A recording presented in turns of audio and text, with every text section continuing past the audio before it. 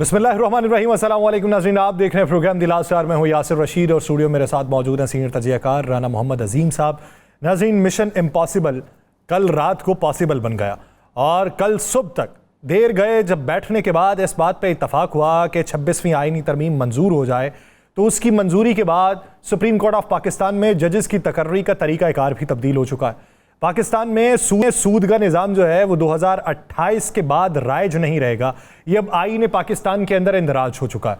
इससे पहले जितनी मेल मुलाकातें रहीं, जितनी भाग दौड़ रही, जितनी नंबर्स गेम पूरी होने की बातें रहीं, किसी को ये है कि हमारे अराकीन जो हैं वो हमसे अलहदा होकर अगर कहीं गए हैं तो वो ज़मीर की आवाज़ को फ़रोख्त करके गए हैं और उनके खिलाफ बाकायदा तौर पर कार्रवाई की जाएगी। हुकूमती बेंचेस को ये लगता है कि वो ज़मीर की आवाज़ पे गए हैं, लेकिन यहाँ पर अक्सर औक़ात जब बेंच को क्रॉस करके, फ्लोर को क्रॉस करके दूसरी तरफ जाया जाता है तो जिसके पास जाएं उनके लिए वो ज़मीर की आवाज़ होती है और वो जिनकी तरफ से जाएं वो ज़मीर को बेचने के मुतरादिफ होता है।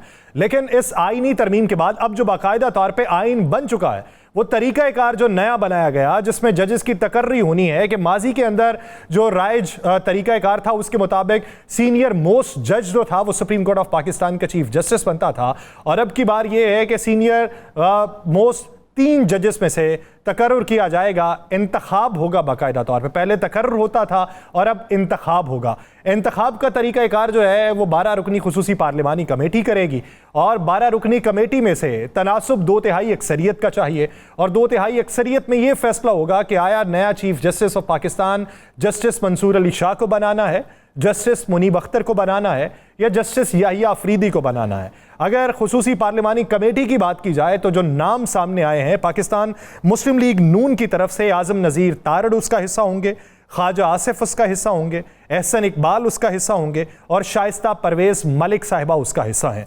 और अगर बात की जाए पाकिस्तान पीपल्स पार्टी की तरफ से तो फारूक एच नाइक उसका हिस्सा होंगे, सैयद नवीद कमर होंगे और राजा परवेज़ अशरफ उसका हिस्सा होंगे। और अगर बात पाकिस्तान तहरीक इंसाफ की तरफ से की जाए तो उनकी तरफ से बैरिस्टर गौहर, साहिबजादा हामिद रज़ा और सेनेटर बैरिस्टर अली ज़फ़र उस कमेटी का हिस्सा होंगे और जमीयत उलमा इस्लाम फ़े की तरफ से कामरान मुर्तज़ा उसका हिस्सा होंगे और MKM की तरफ से अभी नाम की मंजूरी बाकी है।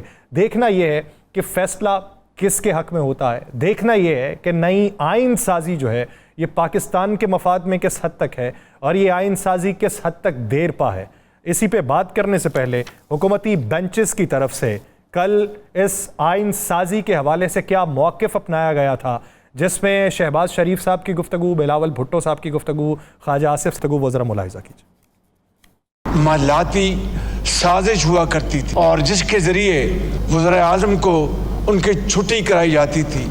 इस तरमीम के ज़रिए इंशाअल्लाह जो ख़तरात जो मंडला रहे थे वो ख़त्म हो गए। पाकिस्तान के अवाम को ये फ़र्क महसूस होगा कि रातों रात इंशाअल्लाह ताला उनको जल्दी और फौरी इंसाफ मिलना शुरू हो जाएगा। मैं दिल से ये बात कह रहा हूँ, मैं पाकिस्तान तरीके इंसाफ का शुक्र।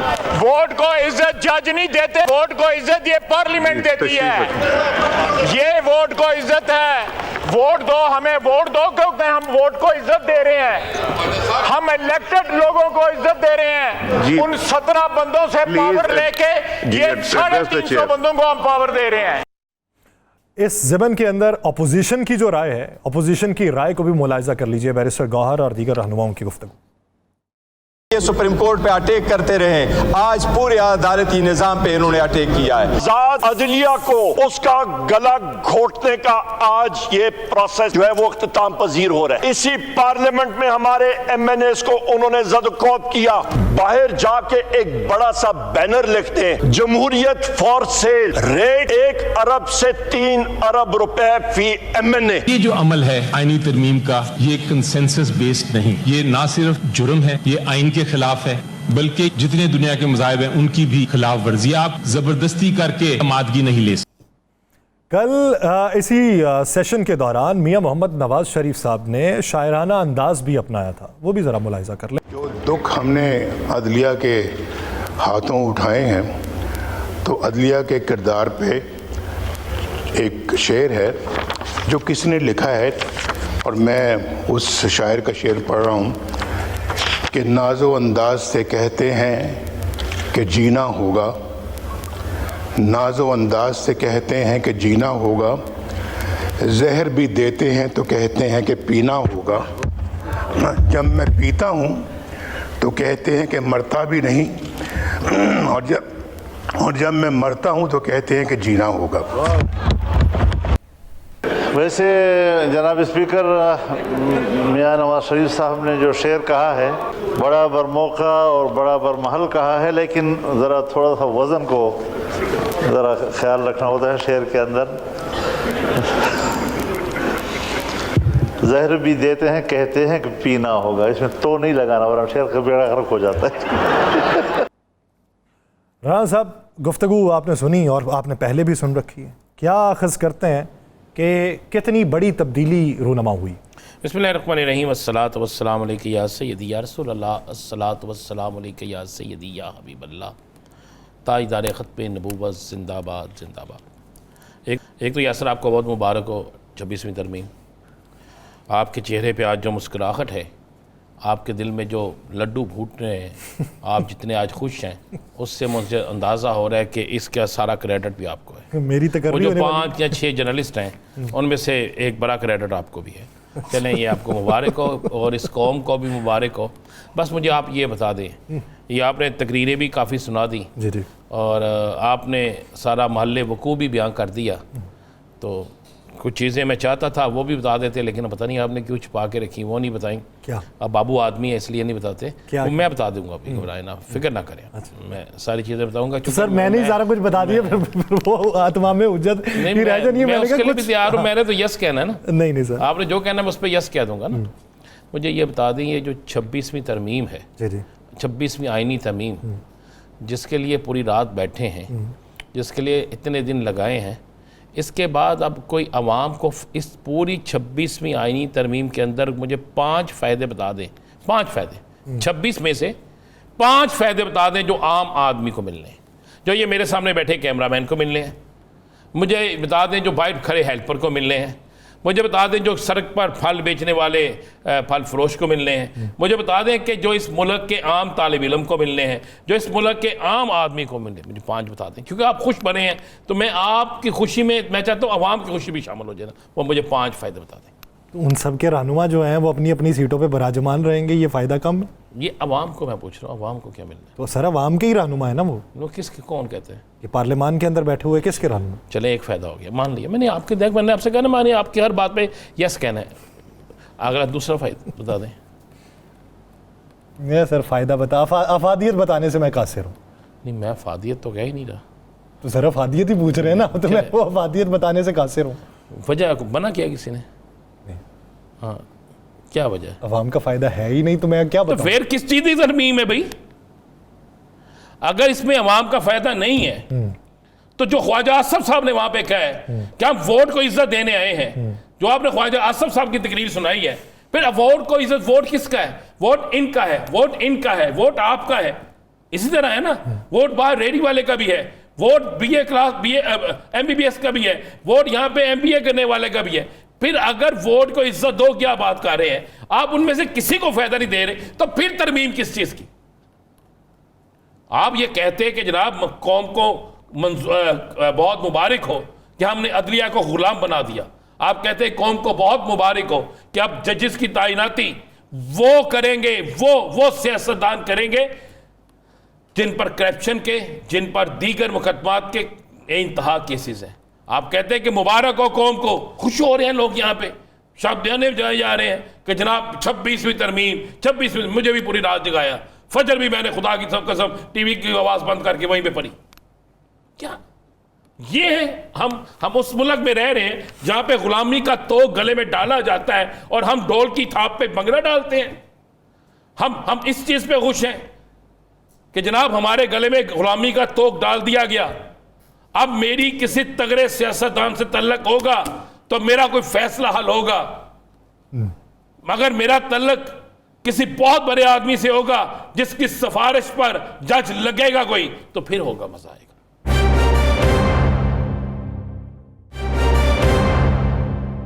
आपने कहा, इन्होंने कहा इसी तरमीम के अंदर कि जो जज सही काम नहीं करेगा, जिसकी कारकर्दगी बेहतर नहीं होगी, आजम वज़ीर तारिक साहब ने कहा सेनेट में, उठा के बाहर फेंकेंगे।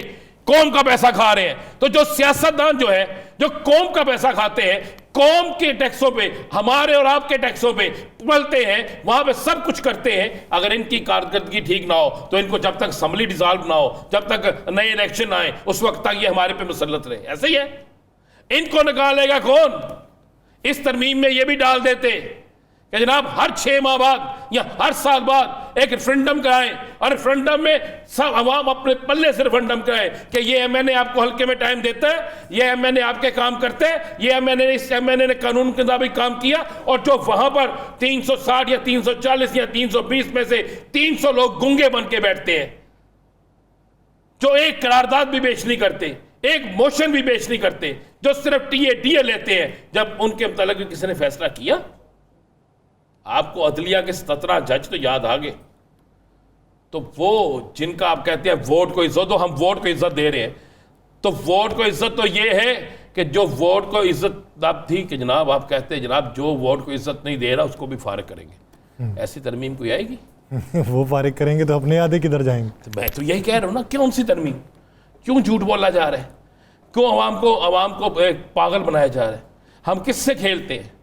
हम अपने ज़मीर को मलामत करने की बजाय हम खुश हो जाते हैं। इंसान बोलता है, इंसान मज़ाहमत करता है, इंसान बताता है कि मैं इंसान हूं, मैं ये नाइंसाफ़ी बर्दाश्त नहीं करूंगा।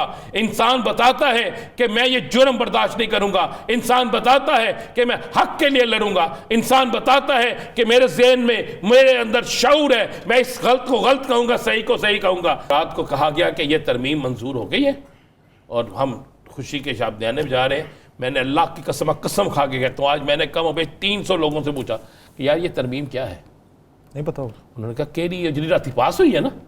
सर आप पूछ लें यहाँ पे, और यार उन्हें मैंने से पूछ लें, उन्हें मैंने से पूछ लें। सिर्फ 2-3 के अलावा उन्हें नहीं पता होगा कि 2-3 भी वो होंगे जिन्होंने बताया है कि तुसी उन टीवी प्रोग्राम में जाना। मैं कह रहा हूँ कि 2-3 शिकों के अलावा उन्हें नहीं पता होगा कि क्या। ठीक है, तो ये मुझे बताए, आपने सूद खत्म करना है, आप ऐलान करते कि 2025 से सूद खत्म है, आपने 2028 पे डाल दिया, ये बात 2028 से खत्म होगा। क्यों? जरा ने कम करना 2028 च पा दो, तो जरा पैरा कम करना जे उनको हुने करो जी, कमेटियां भी बनाओ, नोटिस भी जारी करो, उन्हें जज्जां की तैनाती मर्जी ना करो, कल हो जाए। ये मत सोचें कि मेरा किसी सियासी जमात से तल्लक है या आपका किसी सियासी जमात से तल्लक है। मेरी कोई सियासी सोच है या आपकी नहीं, हमारी सोच ये पाकिस्तान है।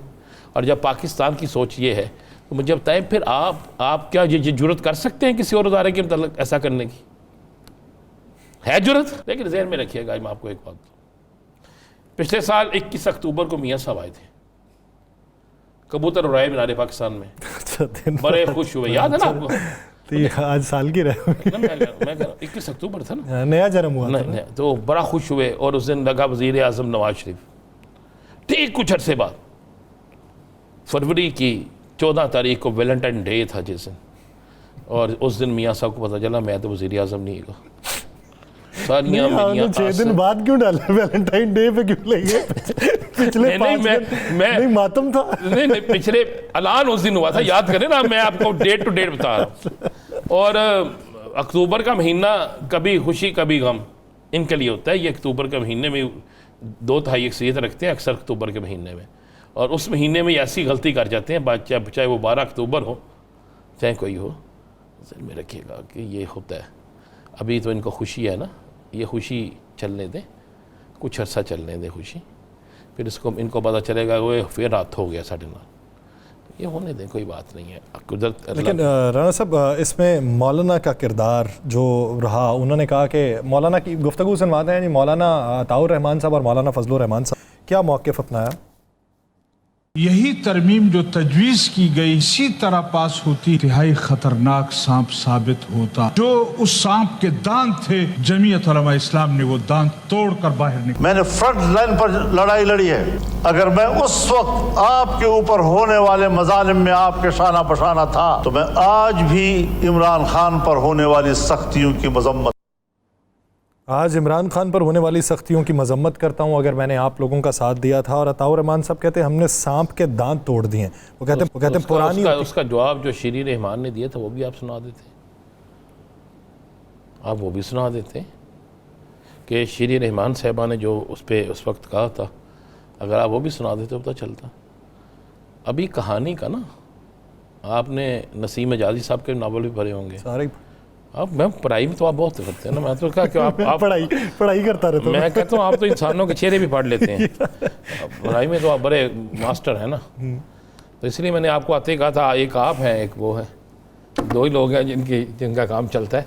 तो वो टीवी में मैं दूसरे का नाम नहीं ले सकता इसलिए इतना सब कह देता हूँ कि यार सर याद बात यह है कि चीफ इलेक्शन कमीशन को आपने कह दिया कि आप ताहयात हैं, कोई उनको पूछने वाला नहीं। तरमीम पर है ना, जरा सारी चीज़ें देखिए, जब तक इत्तफाक़े राय नहीं होता। हाँ, होने ही नहीं, ठीक है। उसके बाद आपने एक जज जिसने कानून की सारी किताबें पढ़ी हुई हैं, जिसकी तालीम बहुत अच्छी है, जिसको आइन और कानून का पता है, उसके सामने आप BA पास सियासतदान को बिठा देंगे, और कई BA पास भी नहीं होंगे, और उसको बिठा देंगे या उसके हाथ में ये दे देंगे कि तुमने ये फैसला करना है, तो क्या होगा? निज़ाम इस्लाम में था ऐसा? निज़ाम इस्लाम में यह है कि हज़रत उमर फारूक रज़ी अल्लाह तआला अन्हु से सामने बैठा शख्स पूछ सकता है कि आपने 2 चादरें किस तरह लेनी, यानी कुर्ता कैसे बनवाया, जैसे आपका कद है उस कद के मुताबिक तो 2 चादरें लगती एक चादर में तो बन नहीं सकता, तो पूछ सकते थे ना। जब हज़रत अबू बकर सिद्दीक रज़ी अल्लाह तआला अन्हु वो एक मुट्ठी जो बच जाता था वो वापस करने का हुक्म फरमा दिया कि ये कम कर दें, तो यार मुझे इस्लाम में बताएं कि हुक्मरानों को पूछने का पहला हुक्मरानों से का इत्तिसाब हुक्मरानों को पूछने का हक है। आपने हक छीन लिया है। जो भी इस तरमीम में शामिल है, वो आलम दीन है, वो सियासतदान है, वो कानून को जानने वाला है, वो इस्लामी जमहूरिया पाकिस्तान के अंदर रह के बताए कि क्या उसने अवाम से भी यह हक छीन लिया।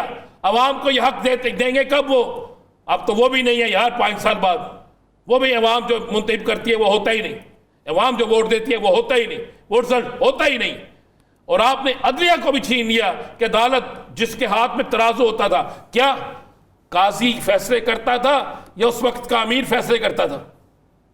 काजी के फैसले राइज होते। तो फिर आप काजी के फैसले क्यों नहीं राइज होंगे? अगर आपने इसका नाम इस्लामी जमहूरिया पाकिस्तान है तो इंसाफ का तराजू काजी के हाथ में रहने दें, और काजी वो बनाए, काजी वो हो जिस पर कोई सियासी प्रेशर ना हो, काजी वो हो जिसकी चॉइस मेरिट पर हो, और उसकी चॉइस उससे भी सीनियर शख्स करे, उससे भी आला मर्तबे का शख्स करे, उससे भी ज्यादा काबिल शख्स करे, उससे भी ज्यादा ईमानदार शख्स करे।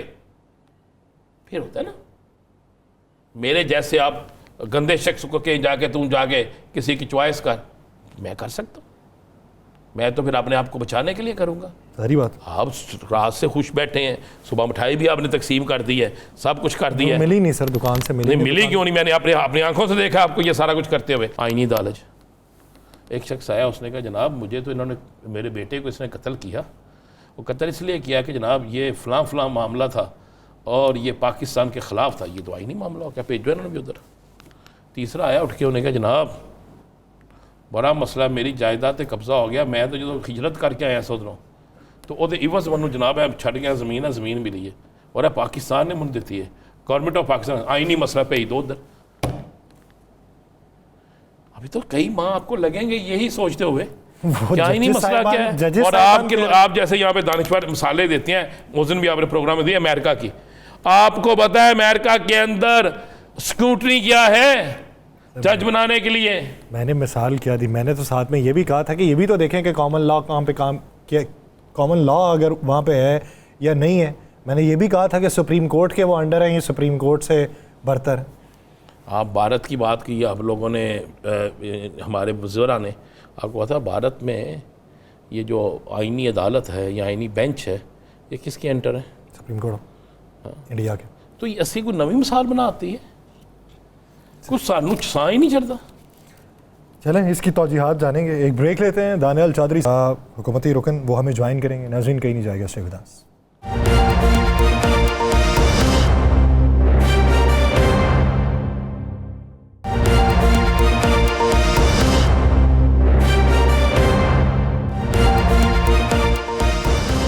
ब्रेक के बाद खुशामदीद नाज़रीन। मौजूदा सूरत हाल में हुकूमत की कामयाबी, हुकूमत कहती है कि हम कामयाब हुए, सभी को मुबारक हो।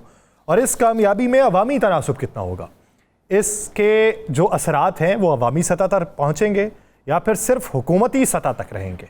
क्योंकि अगर रात गए तक बैठ के आइनी तरमीम कर ली गई, जो अब बाकायदा तौर पे आइन है, उसको आइन की रूह से ही देखा जाएगा। लेकिन सवाल यहाँ पर यह है कि अवाम जो मुश्किलात में घिरी हुई है, इस आइनी तरमीम से वो मुश्किलात का जुड़ना या मुश्किलात का कम होना, वो किस हद तक उसका उनसर पैदा होता है। इससे जमहूरियत का तसलसल किस हद तक बढ़ेगा, मुआशी मंजरनामा किस हद तक बढ़ेगा, आगे आने वाले दिनों में जमहूरियत की पायदारी या हुकूमत का बच जाना या हुकूमत का घर चले जाना, इंसाफ में शफाफियत का आना, आइन की तशरीह का सही हो जाना, ये जो तमाम अनासर हैं इनकी तशरीहात के ज़मन के अंदर होंगी। इसी बारे में बात करेंगे। हमें ज्वाइन किया है पाकिस्तान मुस्लिम लीग नून के रुकने कौमी असम्बली दानियाल चौधरी साहब ने। दानियाल चौधरी साहब, बहुत शुक्रिया आपके वक्त का। दानियाल चौधरी साहब, पहले तो आप लोगों को बहुत मुबारक कि आइनी तरमीम मंजूर करवा ली। एक उर्फ़ आम में सवाल पूछा जा रहा है अवामी सतह पे कि इस आइनी तरमीम के फ़वाइद जो हैं वो क्या हैं, कितने देर पा हैं और उसके समरात किसको देखने को मिलेंगे? Thank you ji for having me on the show. देखिए, सबसे इम्पॉर्टेंट चीज़ जो है, जो हम डे वन से कह रहे थे कि ये आइनी तरमीम वो है कि जो तमाम हुकूमती जमातों ने मिल के बनाई है। इसमें ज़ेर ज़बर नुख्ता उस तक तहरीक इंसाफ, मौलाना साहब और इन जमातों ने मिल के बनाई है। ये जो सबसे पहला जो मसाक जमहूरियत का स्पिरिट था, ये उसको एड्रेस किया गया है और वो है लॉ का maximum justice delayed is justice denied, कि 170 केसों की वजह से 30-30 हज़ार केसेस जो हैं वो पड़े रहते थे और कोई सुनने के लिए तैयार नहीं था। अब आपके इस आइनी तरमीम से जो एक बहुत क्लैरिटी आ जाएगी वो ये आ जाएगी, जो आइनी मामलात हैं, पॉलिटिकल मामलात हैं, वो आपके अलग कोर्ट्स में चलेंगे और एक आम बंदे का जो मसला है, जिसका कोई कानूनी शहादत के तहत कोई केस चल रहा है, जिसका जो सिविल मैटर्स चल रहे हैं, जो दादा केस करता है और आगे पोता भुगतता है, वो केसेस जो हैं उनके हल नहीं होते, उनमें एक स्पीडी जस्टिस का प्रोसेस शुरू हो जाएगा। आपके वो जजेस जो परफॉर्म नहीं करते और वो जजेस जो परफॉर्म करते हैं, उसमें एक तफरीक आएगी, उसमें एक डिफरेंस आएगा और जो एलिवेशन है और आगे जाने का जो प्रोसेस है वो आपके जो क्रेडेंशियल्स हैं उनके ऊपर और आपके जो परफॉर्मेंस बेस्ड प्रमोशंस हैं वो होंगी।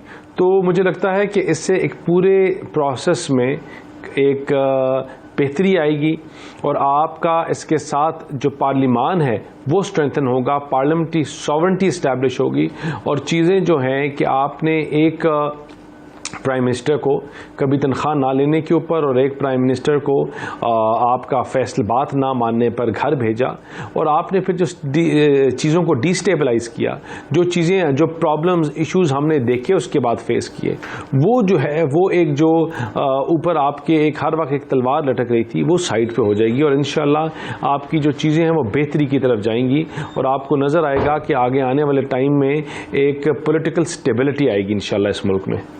दानियाल भाई, एक बात ज़रा समझा दीजिएगा। एक केस था महसूस नशस्तों का, उसमें 13 रुकनी बेंच था, 8 जजेस ने मुतफ़िका एक फ़ैसला दिया। अब वो नज़रसानी अपील हुकूमत की तरफ से भी है, दीगर जमातों की तरफ से भी है, इलेक्शन कमीशन ने भी दायर। क्या वो अपील जो है नज़रसानी की वो ये आइनी बेंच सुनेगा? और अगर आइनी बेंच सुनेगा वो 3 रुकनी हो या 5 रुकनी, तो फैसला 8 रुकनी बेंच का एक तरफ आया हुआ है 8 जजेस का, क्या वो भी इसमें शामिल होंगे या उनका किस्सा तमाम? देखें जी, पहली बात है कि जो गवर्नमेंट की, जिस तरह आपने खुद कहा कि गवर्नमेंट की एक अपील गई हुई है इसके ऊपर और बिल्कुल वो गई हुई है, लेकिन एक चीज़ जो इस फैसले में सबसे इम्पॉर्टेंट चीज़ है कि कोर्ट्स के पास इंटरप्रिटेशन की पावर्स हैं लेकिन उनके पास आइन को रीराइट करने की पावर्स नहीं है। जो 3 दिन का टाइम है उसको 15 दिन में तब्दील नहीं किया जा सकता। जो और लीगैलिटीज़ हैं जो आइन में मौजूद हैं उसको रीराइट नहीं किया जा सकता। इसी तरह जो आपने कहा कि जो उनका फैसला है, देखिए अपील में अब जितनी भी लिटिगेशन है वो अब आपके कॉन्स्टिट्यूशनल बेंचेस के पास जाएंगी, और कॉन्स्टिट्यूशनल बेंच की जो पावर है वो है ही ये कि वो उनको सुनेगा, एड्रेस करेगा और वो उनके ऊपर अपना फैसला देगा। तो जो अगर तो वो फैसला वही हुआ जो पहले था तो well and good, it will stay as it is, और अगर उससे मुख्तलिफ हुआ तो फिर वही फैसला कबूल किया जाएगा जो आपकी अपील में फैसला आया है। और देखें, इससे आपकी जो एक बेहतरी है चीज़ें वो होंगी कि आपके वो लोग भी इसमें शामिल होंगे जो जो कॉन्स्टिट्यूशनल एक्सपर्ट जजेस हैं, वो इन चीज़ों को एड्रेस करेंगे। देखें, एज अ लॉयर जब हमें उठाया जाता है, एलिवेट किया जाता है जजेस की तरफ, तो कोई कानूनी शहादत के थ्रू प्रैक्टिस कर रहे होते हैं, कोई फौजदारी कर रहे होते हैं, कोई सिविल कर रहे होते हैं और कोई कॉन्स्टिट्यूशनल प्रैक्टिस कर रहे होते हैं। इसमें एक बहुत खूबसूरत बात यह भी होगी कि कॉन्स्टिट्यूशनल मैटर्स को कॉन्स्टिट्यूशनल जजेस एड्रेस करेंगे, और इससे इंशाल्लाह जो अभाम और मुश्किलें और तकलीफें लोगों पे आती हैं कुछ डिसीजंस की वजह से, वो नहीं आएंगी और एक स्टेबिलिटी आएगी। अच्छा, इसमें मैं जो जानना चाह रहा था कि क्या वो जो 8 जजेस हैं अब वो उस बेंच का हिस्सा नहीं ना होंगे? जी होंगे या नहीं होंगे? नहीं जी, नहीं, जो अब बिल्कुल नहीं होंगे, नहीं होंगे, बिल्कुल भी नहीं होंगे। देखिए ना, अब जो आईनी बेंच बनेगा वो ही फैसला करेगा और वो आईनी बेंच में ही अपील अब लगेगी। यानी वो 5 जजेस के ऊपर मुश्तमिल बेंच हो, यानी अगर उनका फुल कोर्ट होता है तो वो 5 जजेस का होगा।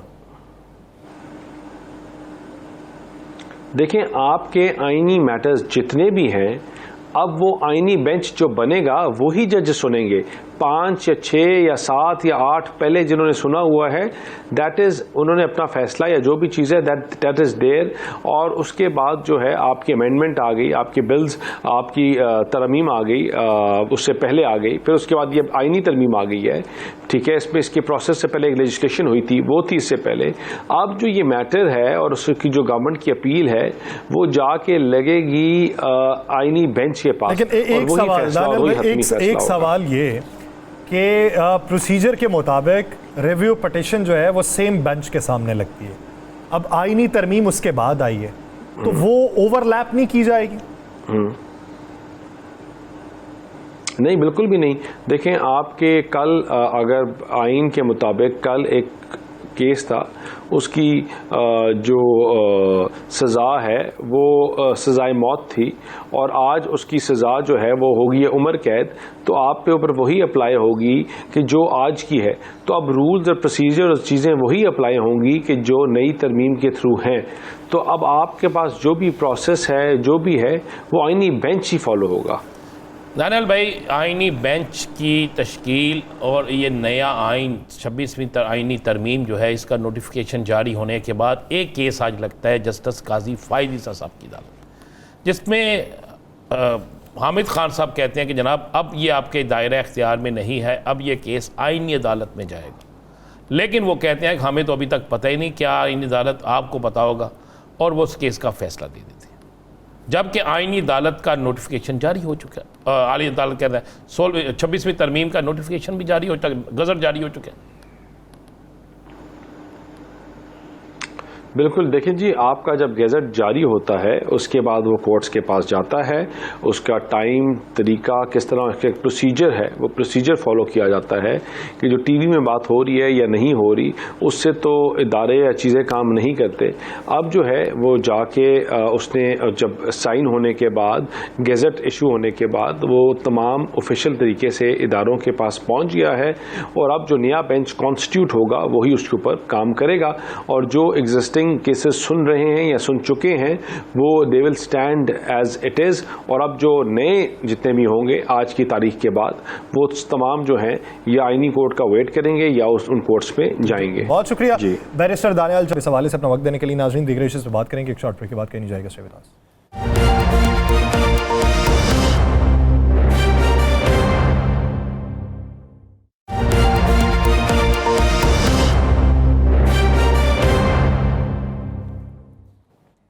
ब्रेक के बाद खुशामदीद। राना साहब, क्या समझते हैं जो कमेटी अब नहीं बन गई, कमेटी तो डल गई, कल तक निकल भी आनी है, कमेटी का नतीजा क्या निकलता हुआ देखते हैं, और कितना इत्तफाक राय? किस पे इत्तफाक राय? नामों पे। नामों पे कौन करेगा? जो कमेटी में लोग, कमेटी के नाम तो बोलें। फिर आपको पता चल जाएगा क्या इत्तेफाक राय होगा। तो वो तो मैंने तो इससे पहले कहा कि देखें, टीचर वो होता है, टीचर जब पेपर लेता है और पेपर लेने के बाद जो टीचर पेपर चेक करता है ना, वो होता है जिससे पता हो कि यार ये सिलेबस जो है उसका वो मास्टर होता है। ऐसे ही है ना जी। क्या इस पूरे इसमें कोई आईनी ऐसा माहिर है कोई जो जजेस से भी अच्छा हो? है कोई ऐसा इसमें है शख्स जिसकी आप काबिलियत समझते हो कि ये चीफ जस्टिस जिसको लगाएगा वो वाकई ये उसकी काबिलियत से भी बढ़ के ये खुद है और ये इसको पता है कि फलां को लगाना है? मुझे बता देना ज़रा। अगर अभी चीफ जस्टिस से सीनियर कानूनदान अगर देखा जाए तो सिर्फ एक ही फ़ारूक एच नाइक है बस, और तो फ़ारूक एच नाइक साहब केसों में पेश होते हैं पीपल्स पार्टी की तरफ से, ऐसा ही है जी। अली ज़फ़र साहब पेश होते हैं तहरीक इंसाफ की तरफ से। आज़म नज़ीर तारड़ साहब वज़ीर कानून, वो भी एक पार्टी है। क्या होता कि यहाँ पर आप पाकिस्तान के मनीर मलक, अली अहमद कुर्द, ठीक है ना? चलें राना साहब इस पर हम मज़ीद बात कर लेते हैं। आबी साहब सुप्रीम कोर्ट बार के साबिक़ सदर वो हमें ज्वाइन कर चुके हैं। आप राना साहब सवाल कर सकते हैं। अस्सलाम वालेकुम ज़ुबैर साहब।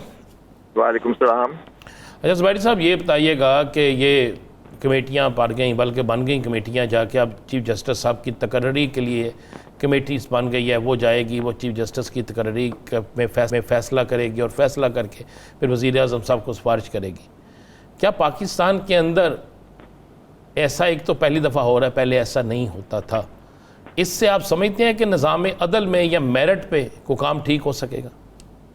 बिस्मिल्लाहिर्रहमानिर्रहीम। नहीं, मैं तो कह रहा हूँ कि ये हमारी आज़ाद अदलिया का कल रात को हमने जनाजा देखा, क्योंकि देखिए आप अभी एक शिकायत थी कि जजेस खुद जजेस बनाते हैं, ये आपने बात सुनी होगी, हर जगह ये बात की जा रही थी, जबकि ऐसी बात नहीं थी। आप देखिए जो पार्लियामेंट जो जुडिशल कमीशन में था उसमें उस गवर्नमेंट के भी लोग मौजूद थे और फिर पार्लियामेंट्री कमेटी में भी तो थी पूरी पार्लियामेंट्री कमेटी।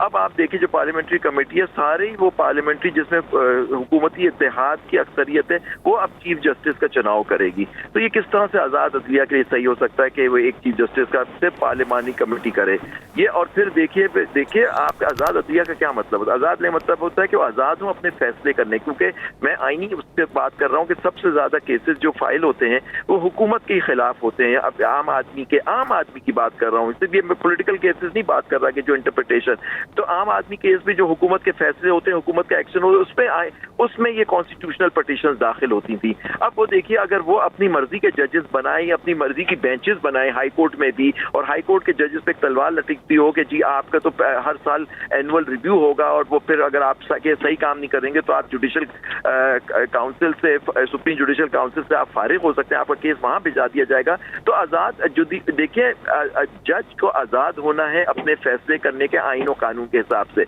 उसको ये डर और खौफ नहीं होना चाहिए, वो डर और खौफ करके नहीं होना चाहिए कि जी वो अपने फैसला कोई करेगा तो उसका केस जुडिशल काउंसिल में भेज दिया जाएगा फारिग करने के लिए, या उसको वो बेंच ऐसी बना दी जाएगी कॉन्स्टिट्यूशनल बेंच जिसके अंदर हुकूमत की, क्योंकि जुडिशल कमीशन में उनकी अक्सरियत है हुकूमती इत्तेहाद की, कि वो इस तरह के जजेस अपॉइंट करेगी जो उनके हक में फैसला करेगी। देखिए अगर आपकी अदलिया आज़ाद नहीं है अपने फैसले आईन और कानून करने से, तो आपकी आज़ादी खत्म हो गई, और फिर ये हुकूमत बिल्कुल सही कहती है कि जी फिर हमारी मर्जी के फैसले होंगे, जो हम चाहेंगे, जो हम समझते हैं आईन और कानून हो चाहिए वो अदलिया फैसला करे तो हम मानेंगे, वरना हम नहीं मानेंगे, जो आप देख रहे हैं इस मुल्क में हुआ। तो ये किस तरह से एक तरमीम जो है वो आप कह सकते हैं ये आईन और कानून के हिसाब से ये एक सेपरेशन ऑफ पावर्स खत्म कर दी गई है, एक आज़ाद अदलिया को जो एक आईन उसको हक देता था वो कल सल्ब कर लिया गया।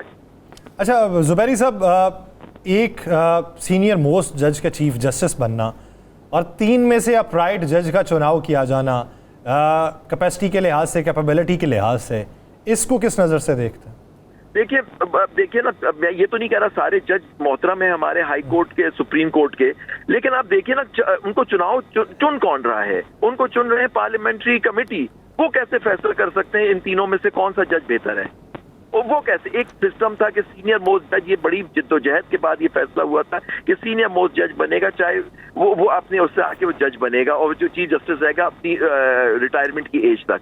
तो अब लेकिन अब आपने आप कर दिया 3 साल के लिए वो चीफ जस्टिस बनेंगे और या वो 65 साल के हो जाएंगे तो रिटायर हो जाएंगे। तो जो लोग 65 से वो कम है, जिसको वो अगर छोटी उम्र में बन गया तो 3 साल के बाद फारिग होकर उसकी 65 साल तक उम्र भी नहीं होगी। तो ये देखिए ना, मतलब कि आपने एक चीज सिस्टम था, वो एक जिद्दोजहदी फैसले थे 25 साल पहले फैसले दो, और ये खुद ही पार्लियामान ने तरमीम की थी 18वीं तरमीम, जिसमें 6-8 महीने लगे थे करने में और करके एक सिस्टम खुद इन्होंने बनाया था, उसको अब आपने खत्म कर दिया एक बगैर किसी डिबेट के, बगैर किसी आपस में फैसला करके कि जी, और एक कॉन्स्टिट्यूशनल बेंचेस भी बना दी जो अब अपनी मर्जी के वो जजेस अपॉइंट करेंगे उसके अंदर। तो फिर आप बताएं, एक आपने सुपर कॉन्स्टिट्यूशनल कोर्ट बना दिया, चीफ जस्टिस की क्या स्टेटस रह जाएगा सुप्रीम कोर्ट के अंदर। अच्छा बस भाई साहब, एक चीज़ बताइएगा, ये एक महसूस नशिस्तों का फैसला हुआ, उसमें 8 जजेस की राय एक थी, बल्कि 11 जजेस तो तहरीक इंसाफ के हक में गए थे ना, लेकिन 8 जजेस का तो बड़ा क्लियर फैसला था। क्या अब ये भी इसका नज़रसानी अपील जो है ये भी अब जाएगी उस आईनी बेंच में? और क्या वो देखिए ना, ये तो फुल कोर्ट का फैसला था, देखिए कैसे जाएगी, फुल कोर्ट का फैसला था, और इसकी रिव्यू भी फुल कोर्ट ही करेगा ना, वहां तो ये जा नहीं सकता, क्योंकि कम जजेस बैठ के तो फैसला नहीं करेंगे ना उसका।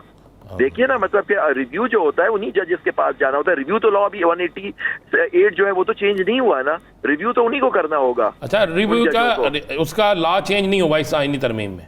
देखिए 188 तो मौजूद है, उन्होंने कहा कि कॉन्स्टिट्यूशनल केसेस वहां भी चले जाएंगे, लेकिन वो अगर 5 की बेंच होगी या 4 की होगी, वो फुल कोर्ट के ऊपर कैसे रिव्यू कर सकती है?